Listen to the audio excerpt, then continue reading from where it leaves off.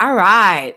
Hi, everybody. Welcome to Salty Sisters through Midlife and Beyond. Hi, Yvonne. Hey, Kat.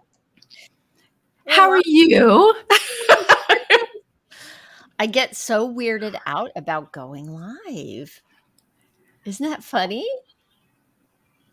I guess. Why Yeah. is it like? Because other people can. Because in the podcast, it's just you and the Yeah. guest, so it's kind I think of it's the pre-recorded part that I'm like comfortable with. But this is so much yeah. fun. Here we are. And Right. for anybody who's here for the first time, because this is the first time for all of us, Mhm. this is Salty Sisters through Midlife and Beyond. And I'll introduce myself. I'm Yvonne Marchese. I am an age agitator. I do that as the host of the Late Bloomer Living podcast and the Midlife Uprising community. And I'll pass it to you, Miss Cat. Which way are you? Uh, Hi, everybody. I am the freaking fabulous Cat Corchado. You guys probably know my podcast, Sisters in the Service. And, this is just something fun we wanted to do together. And I'll let Yvonne explain how this came about. So, Kat and I met in the social media app called Clubhouse, for anybody who's not familiar with that. And we met through a podcasting community. And then eventually I had Kat on my podcast. She had me on hers. We started crossing the streams. That now we're in a business mastermind together. And let me just say, neither one of us ever thought we'd be in a mastermind. I think I can safely say that, right, Kat? Yes. And I mean, I'll speak for myself. I love hanging out with you. It's one of my, it's just when I see your face, when I hear your voice, it just always makes me feel really good. And when you came up with the idea of doing something a little above and beyond as a collaboration, I was like, yes, please, yes, yes. So that, and then we thought podcast. Wow, what if we just go live? What if we do that? And then we came up with the name Salty Sisters. I don't even know how that happened. Did that happen in Clubhouse kind of randomly? I can't remember. This all happened so fast, y'all. I'm just saying, like within like a week or two, all of a sudden we're doing this. Exactly. And we're doing it messy. This is a new thing for us, but we're doing let's talk about why. Why are we doing this Salty Sisters thing? What's your why, Kat? Well, I think for me, Yvonne, is like what you and I do are so closely related. So not only do, I have the podcast, which is for women veterans, but I also have, a community of midlife women where we get fit together. And two other people who are in another mastermind put their similar goals together. And I thought, hey, why can't me and Yvonne do this? Because we have such a fabulous time every time we're together. And being able to do this in a format where people could ask questions. So as we're talking, if you guys have questions about or comments about anything, let us know, because I think it's awesome where you guys get to participate. And, we're doing it messy, like Yvonne said. And if you're like us and you like messy, then you're our tribe. And if you're that one of those people that like perfection, this isn't it. I'm just going to say, Nope. this is not it. We're not the perfection types. So, Move along. Move along. so I think when the one question I keep getting, Yvonne, is what do you mean by salty? What does salty mean? Oh my goodness. Okay, so I knew this was going to come up. So some time ago, my sisters-in-law, who I love very dearly, got me a gift. They got me a sweater that says salty. And I was like, oh my God, I would be wearing it right now, except it's summer and it's hot. And, hot flashes. So we're not doing that. But I was like, oh my gosh, I feel so seen. I feel like they get me. And I guess it's one of the reasons I call myself an age agitator. Salty to me is a little spicy. Maybe it's not the heat spicy, but it's like it gives flavor, right? Hmm. Salty is like, I might throw a little salty language in here and again. That might happen. Not you, Yvonne, not you. Oh, Me, probably, not you. and I'm not gonna lie, that might happen occasionally. This is part of it too. I'm a very nice person most of the time. I and one of my sisters-in-law, like, at one point something happened. It was very funny. Somebody was like, "Oh, I've never seen Yvonne do that before," and she said, "Yeah, she's really nice until she's not." I think that could actually describe a lot of us in midlife, don't you think? Yeah, I think it's more of a you don't have the patience anymore for BS. As you get older, your BS meter goes up really mhm, high. mhm. And I was looking up the word salty, and there were some not so nice words about salty, but these are the nice words that I picked out. Salty can mean sharp, witty, seasoned, tart. I like tart. Ooh, I like seasoned too. I know. Tart's And good. humorous, because, salty means we're not brand new, to life. We've seen some ups and downs, maybe more ups than downs, maybe not. And we're still here to talk about it. And we have a sense of humor about it. And we're not as caught up in everything as we used to be. And we realize that it's okay to be who you are. And you're not trying to be anybody but you, because Mother Nature has a sense of humor too. So she could be called a little salty also. For sure. For sure. Yeah, it's like not needing to I, I'm a recovering perfectionist, and part of the salty that I'm embracing about myself, and part of that sense of humor, is in not taking it all so seriously, not having to strive for some perfection that doesn't exist anyway. It's only in my mind, and just embracing who I am and getting curious about who I'm becoming, and I think that is flavorful. So salty. But Yvonne, I have a question for you. So how did you get there? Because a lot of women are, I won't say they're fighting it, because I'm fighting it every step of the way. I'm just saying. But a lot of people just give into okay, I'm this age now, so I have to act this way. I have to, wear these clothes. I have to, I have to look a certain way. You know what I mean? Yeah. But a lot of women that I'm meeting who are in our age range or in midlife, and, are saying, you know what, I'm getting older, but I can be better. Whether Yeah. that's, feeling better, looking better through fitness and wellness, just, or being a better person, maybe bettering yourself through school or through books or whatever it is you're doing. Yeah. For me, I was struggling in my 40s. Like, it was a really tough decade for me. All of a sudden, the person that I was seeing in the mirror was aging, and I was seeing that, and I was freaked out. And I was like, "Oh, maybe I shouldn't wear that anymore. Maybe this, all the things." And I realized that I was really holding myself back. I had these thought loops in my head, and a lot of it was me telling myself it was too late, that I had missed the boat on some stuff that I wanted out of life. And really, I just got sick of myself and decided to make some changes. And for me personally, that meant starting this morning routine that I do religiously now, because now I know it makes me feel better. I stopped hitting the snooze button in the mornings, and I started getting up before my kids were up so that I could have time for myself to meditate and exercise. And it started with a 30-day challenge, and that 30-day challenge changed so much for me, gave me so much. I found I had new energy. It was crazy. I was like, wow, I feel so much better.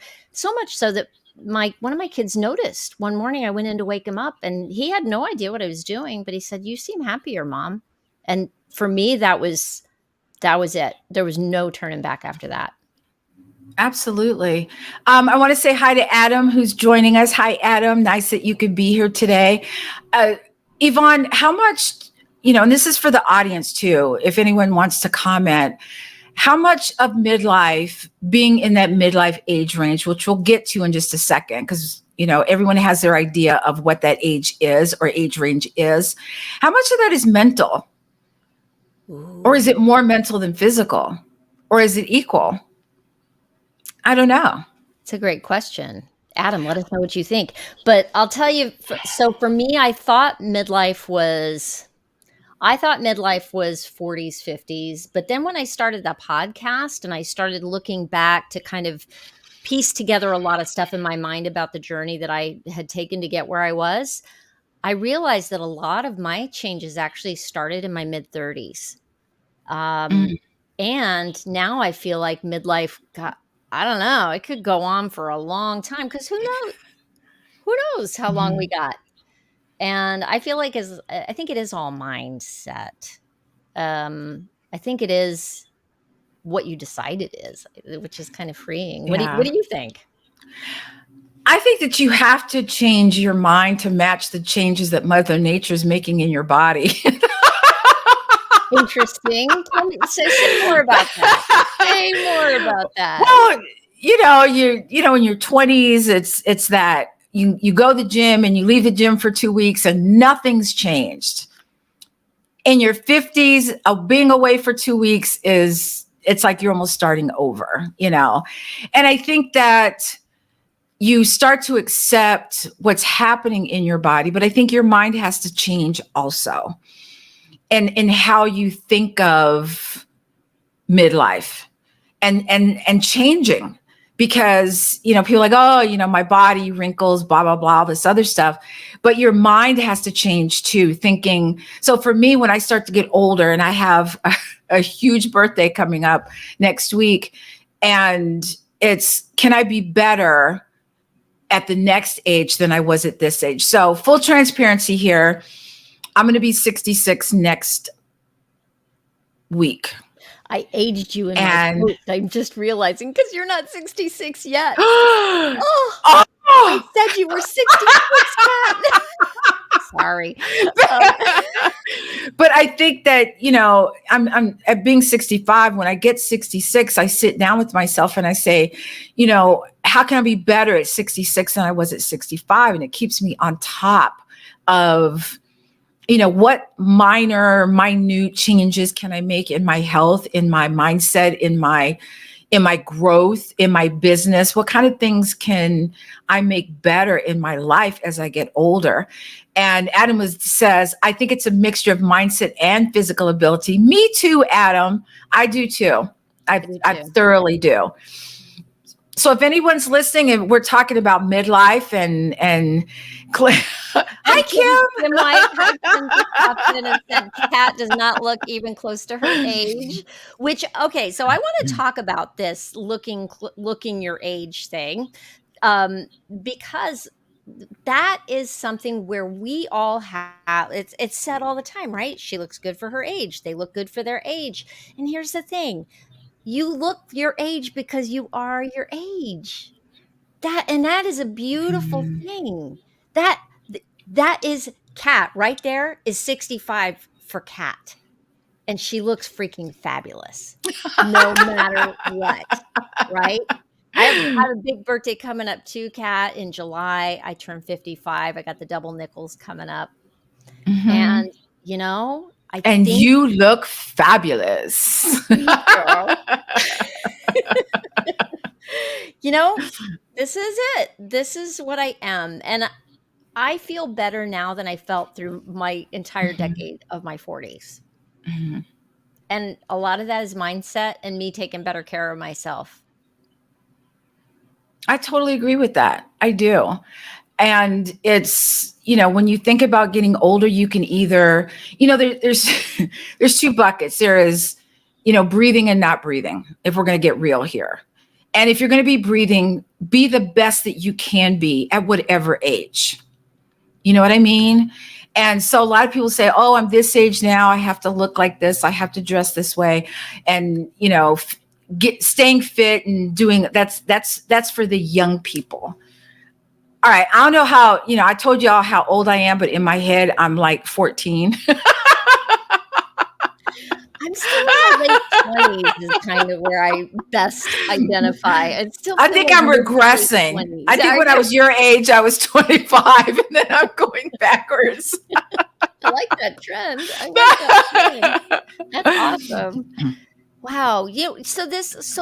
That's our main topic today, right? Is how do you maintain your fitness fabulosity? Like, what can we do to feel our best? I do want to take a quick minute to talk about the idea of aging gracefully or aging well. Um, I think we need to be careful about those terms because there's no aging police. If you're still breathing, you're winning. You're winning. And who knows what life has in store for any of us tomorrow. And so all we can do is work with what we have today and hope for the best. And I mean, I like to say that the exercise that I do to try to stay in my best shape possible is like my cheapest insurance policy ever. That if I can keep the body moving, I'm going to do everything I can to do that. But there still may be some monkey wrench that gets thrown at me that I don't have control over. And then what am I going to do with that? And I think that's where we get to that mindset thing.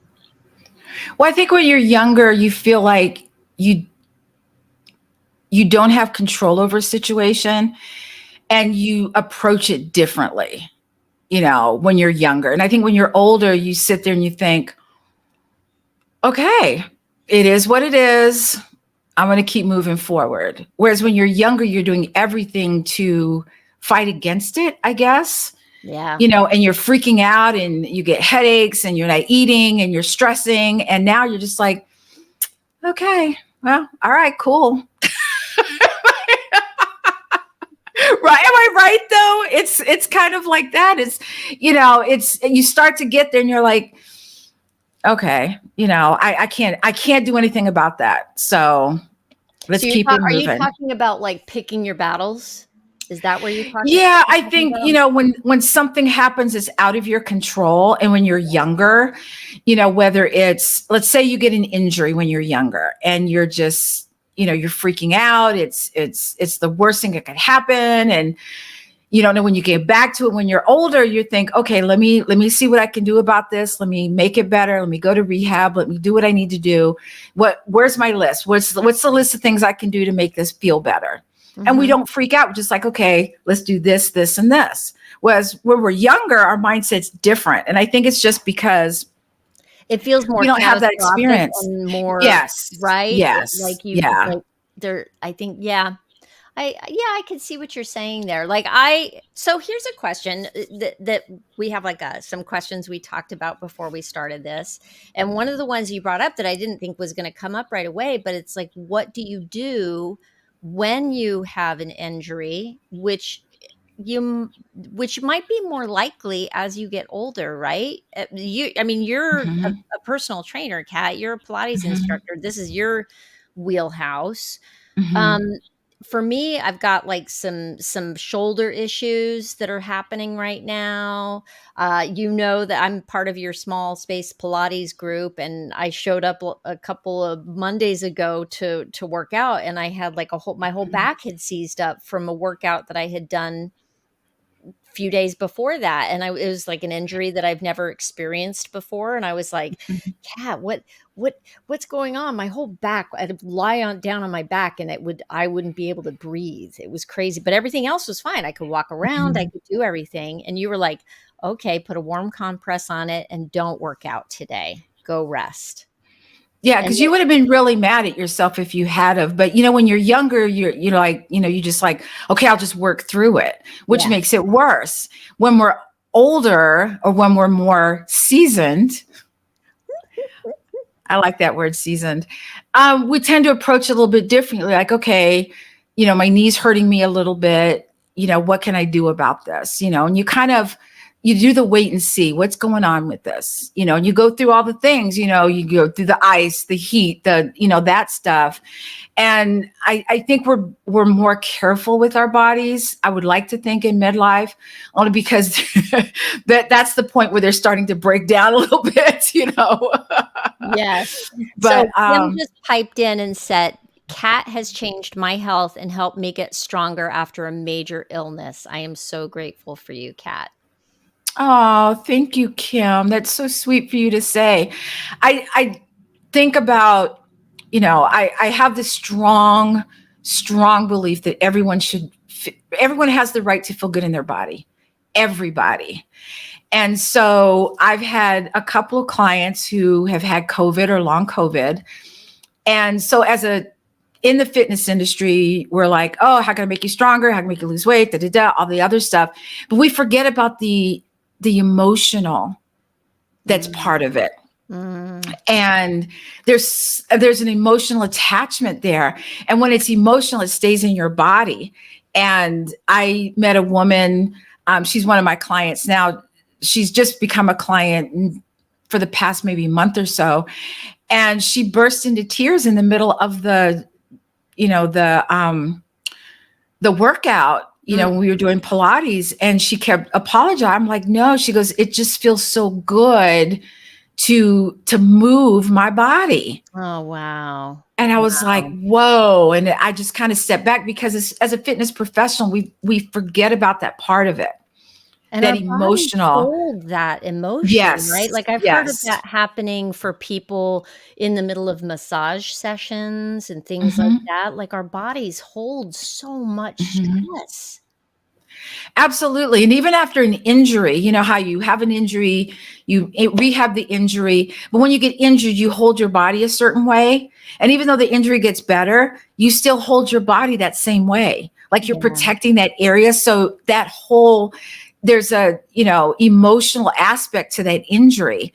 And especially with people who have back issues, you see them waiting, their eyes are like this and looking around, waiting for the back stuff to kick in. Yep. And so you have to give them this sense of it's going to be okay, and you start them at a certain place where they feel good and you feel good as the instructor and they feel like they can move forward.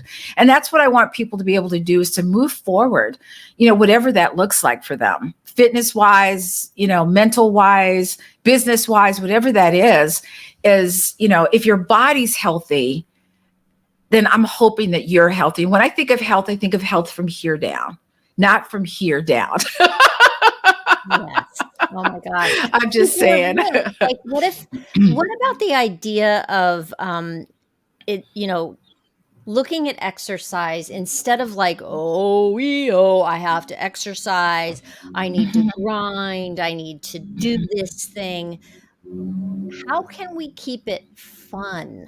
Like when we were kids, we got out and played. We didn't think about it as exercising. We thought about it as getting outside to play, right? For me, it was, all kinds of stuff, but I remember for at least about 3 years of my life, between the ages of, say, 10 years old and 13 for sure, maybe even 14, I was on my roller skates every day outside. Like I couldn't Me too. get on them enough, right? And that was my mode of transportation. Right? Before I had a bike. Absolutely. And a bike, exactly.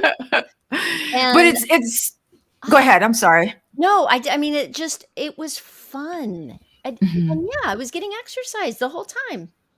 But I think you have to approach it that way. When you think of, we think of fitness, we think of sweating, burning calories, cardio, weight training, blah, blah, blah, right? Think of something that's just, something that you do already. A lot of people are probably already walking, and rather than, okay, I got to get my heart rate up, just walk. I mean, there's been studies shown that people who take a walk after dinner tend to lose 15 to 25 pounds a year. Just a 15-minute walk after dinner. Really? Yes. Wow, that's crazy. Yeah. So when I hear walking and just walking, I think, okay, sometimes I like to walk by myself. And sometimes I Mhm. go for a walk after dinner with my husband, or we go for a hike in the woods. Those things for me are fun. Those are more like that fun-based stuff. Mhm. And sometimes when I go to the beach these days, I mean, if I can walk at the beach, that's fun, period. And then I try to put in all these lately I've been trying to go, okay, how can I have fun here? I get on the swings. I found this little step that's just right that I can like run up and down and get back down, and I jump up on it, and you I've know, seen you on social media. If y'all haven't caught her on social media doing her little stuff, go take a look on I'm Instagram. trying to make She's it killing fun, it. instead of power walking, you know what I mean? Because that's not fun to me. I just wanna walk, and then I stop and take pictures, and I do I do my things, Mhm. you know? But how can we make it fun? I think a lot of it Mhm. could be with being together, which brings us to this fit together stronger forever, idea. Mhm. Well, I think, I came up with Fit Together Stronger Forever is because, you know, if you start fitness, maybe you're someone who's been, just really getting ready to get fit. And when you do it with someone, it starts that mindset of, oh, yeah, I feel really good. Or when you do a hard workout that you don't think you can do and you get through it and you're like, oh my God, I got through that. And it starts you on that journey. So even though, because life has a way of intervening, even if life intervenes, and you're like, oh, I got to get back to doing what I'm doing, you remember how it made you feel. Yeah. Not so much, oh, I sweated and I lost 5 pounds and I did this. You remembered, I felt so much better afterwards. And that's what the stronger forever is that starting that road, starting down that journey, your fitness journey of feeling better, of getting better, of that wellness quotient. Because I know, Yvonne, I've heard you say that this is your health thing is your insurance, is your health insurance, I mean, I the have health walking and all insurance, that. Oh I'm yeah, I'm I not saying know. I don't, Oh but yeah, yeah. the idea, and I wanna take a quick break because I saw a comment come in from Kim, and this is, I think, Mhm. huge. She said because she had that big health issue that you helped her through, she says, "Relearning to walk reminded me in a huge way of how blessed I am to get to exercise and play without limitations." Mhm. That's so huge. Absolutely. Yeah, feeling strong in your body is, you can't buy that. You Nope. can't, there's no, I like to say that, if your body gives out, where are you going to live? I've heard And you say that before, and I it's, love that. yeah. I love And that. it's just huge. It just reminds me that our bodies are remarkable in so many ways, but our muscles were meant to work. They want to work. They want to be worked. And so if you're going to start something, then start something that's fun. Get a friend and say, hey, let's walk for 15 minutes after dinner. Who knows what that leads to? I had a client that she said, I want you to teach me how to run. I was like, okay. And we did a lot of walking in the beginning. And then it was, some walking, more running. And then all of a sudden it was more running. And all of a sudden we were doing races and I did my first Wow. half marathon. Wow. So yeah. So And so, you working with her got you to run your first half marathon.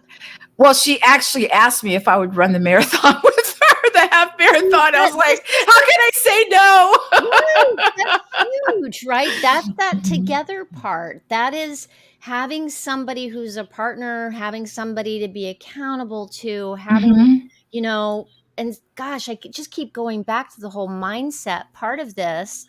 And I'm thinking about Kim's comment and the fact that she gets to, and, you know, For me, Kat, this is a funny little thing I do when when I'm feeling sick. Sometimes when I am sick, or when I'm injured, or when I'm anything.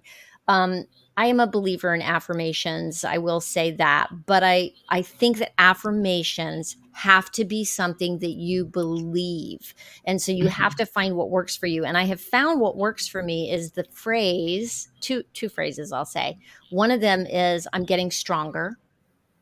Mhm. Sometimes it's I am strong. And strong can mean, it doesn't have to mean physically strong. It means I am strong, I'm resilient. And I believe that about Mhm. myself. So if I can Yes. remind myself of that when I'm feeling less than strong, it's like, no, I Mhm. am strong. That's one. And the other one is my body is working miracles. And truly, I do believe that as well. Our bodies are going to Mhm. work for us. When we're sick, you think about all those little white cells doing all their Mhm. things in there, and there's miracles happening, you know? Absolutely. Well, I think too, remember back in the day when people would say, "Oh, my muscle turned to fat." Remember that? Do you remember that Yeah, phrase? yeah. Um, and it's not that it turned to fat, it mimics fat. You know, what happens if you let a car sit for months and months and years and you go to turn the engine and it's like it's gurgling, it's And the gas sputtering. is turned to sludge, right? Yes. Or it's yeah. Yes. And that's what happens with your muscles. Your muscles are like, why should we care? You don't care. Right? So and so that's kind of what happens is that they kind of just, and then they don't work for you. Yeah. And to your other point is when you're not feeling well. And I tell this to clients all the time, and they'll say, I'm not feeling well. And I'll say, okay, on a scale of 1 to 10, where's your energy level? And if it's a 5 or less, I'm like, go home and rest. You need to rest. And the other thing is, You mean if it's they not all say, about grind, grind, grind, Jack? I mean, Kat, it's no, not all about like go, go, no, go, push, just no, do it. just do Just do it. it. One more rep. What is it? What's the phrase? I can't think of it now. It was one of those phrases that you just keep going no matter Oh, what. no pain, no Um, gain. yes, no pain, no gain. And I'm like, okay, who came up with that? Because I want to speak with them personally. Mhm. But I think whenever I talk to someone and they're like, well, I really want to work out but I'm feeling less than. It's not that they're sick, but they're feeling a little bit less than. And I'll say, okay, if you're going to walk, and I keep using walking because everybody walks, I'll say, well, how far did you want to go? And they go 5 miles. I'm like, okay, why don't you cut that in half? So whatever you think you can do, cut it in half. It's not the doing that's the problem. It's the recovery. I have a question for you. I feel like Yes, ma'am. we're getting close to the end of our, how long are we going till today, Kat? Just so anybody who's with us Oh, I knows. don't know. We could sit here and chat about this for like hours. We might not have an audience though. I'm just saying. Exactly. Oh my gosh. Oh my goodness, my question just went out of my head. It'll come back. It'll come back. Well, here's a question about midlife. We were going to ask this question. And anyone who's listening, what age range what age does midlife start for you? What age? What about you, Yvonne? What age? Um, when I started the podcast, I was like, I think my midlife audience is age 50 up. And then I was Mm-hmm. like, no. I realized, no, 40 and up, I think for sure is midlife. Mm-hmm. And then for me, I realized that personally, like a lot of my changes started happening when I was 35. So Mm-hmm. that's just for me. I think anybody younger than 40 needs to self-identify themselves into midlife. And I think some people at 40 are still like, no, no, I'm not there yet. Mhm. What Well, I about read an you? article that said, because I'm going to be 66, and they said midlife ends at 65. And I'm like, okay, well, what's next then? And I'm like, ew, no, No. no. So I'm officially declaring 75 as the start of midlife. Just saying. And I yes, love it. I plan on living to 150. I'm just saying. Kim says her hardest age out of her 56 years on this planet was when she was 34. Yeah, I think mine was 35 because there were so many changes going on in my life. I just met my husband, my son was getting ready to go to college. It was all this turmoil going on, and it was very emotional for me. That's amazing, because I was just having my first baby at 35, Kat. Talk about a late bloomer. I'm a late bloomer mama. Oh my gosh, that's hard. That's hard to imagine. I mean, he was getting ready to go to school, and things were happening, and it was just it's very emotional to let go of your child to go to school. And so when you're, and I can testify to that. Yes. Yeah. Mm-hmm. And when you're in midlife, you're kind of like, you identify with being a mom, but I was, okay, don't hate me. I thought, okay, I'm done being a mom. I was like, yes, well, you're done with the initial, you don't have to change diapers anymore. You don't have to do all that, but you're always a mother, always, no matter what. And so I was like, oh yeah, because they always come home. They always, Mama, can you? Mama, will you? And you're like, okay. Right?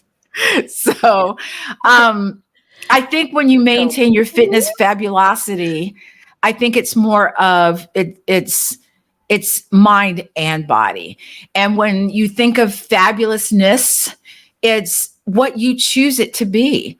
Like Yvonne. In fact, Yvonne, I'm buying my purple roller skates. Yes, ma'am, for my birthday. And, I, like Yvonne, I spent 2 years, I think mine was like 10 and 11 or 9 and 11 or something like that. And on roller skates. And I remembered the joy. Here's the clue, the joy of it. I didn't roller skate because I thought I was, kicking calories down the road. But think of all those things that you do that's fun. Maybe it's gardening. Maybe it's yoga. Maybe it's just walking. Maybe it's hiking and you do it for pleasure. Anything that you do for pleasure, is that thing that you should stick with. If you happen to lose, a couple calories or, burn a couple, okay, fine. That's a bonus, right? Don't you think that's a bonus? But I think anytime you're having fun, which is what I try to do is, in, one-on-one classes or one-on-one clients or classes, is have a good time, because if you can't laugh and then what's the point? That's how I feel. What are we doing? I have the question that I had came back to me as you were talking. Mm-hmm. If somebody tells wait. Kim said roller skating salty sisters coming to a rink near you. Yes. My blue, I am ordering my blue roller skates. So as a celebration for 3 years of the podcast and an early birthday present to myself as well. So we will be roller skating. Yes, we will. If somebody comes to you, if a client comes to you or anything, and they've got that low energy for the day and you tell them to go rest. Let's say somebody isn't working with you. Let's say somebody how do you know whether or not when to push yourself? Because I think like through my 40s, I would say I was kind of fooling myself, frankly, into thinking that I was more active than I was. Mm-hmm. And I realized I wasn't consistent enough to do mm-hmm. what needed to be done. And so at what point do you pull back and rest and recover? And at what point do you push yourself through? And how do you know what to do, Kat? Oh God, Yvonne, you're going to make my brain hurt. Okay. Sorry. So I'm going to approach it in two ways. So sometimes, you want to get up and you want to do your workout and sometimes you don't know if you're mentally tired or physically tired because your body doesn't differentiate between the two. You just know you're tired. And so I tell people do the 10-minute rule. And the 10-minute rule is if you can't walk for 10 minutes, if you can't lift weight for 10 minutes, stop. You need to rest. Now, on the other end of that, I've seen women pick up, remember those pink weights that were like 3 pounds? And Yes. oh, I hated those things. Uh-huh. I hated them. And who made them pink? I need to talk to you in person. And they would pick up these, little pink weights. And it's like, you could do, when you've done a set or 2 or 3 and your heart rate's not up, you feel nothing happening in the muscles. That's your body's way of saying, excuse me, hello, it's time to go higher in weight. Okay. That's when you push yourself.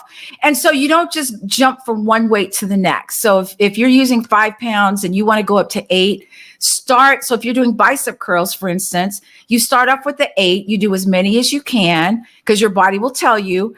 And when it gets to a time where you can't lift it anymore, put it down, pick up the 5s and finish off the set. Yeah. Okay. And then you get to a point where you're able to do the 8 pounds all the way through. And then, you just, that's when when you can push yourself. Okay. And so when I did my 30-day challenge, and I was like, and all the 30-day challenge was I'm going to move my body every day for 30 days. That was my commitment to myself.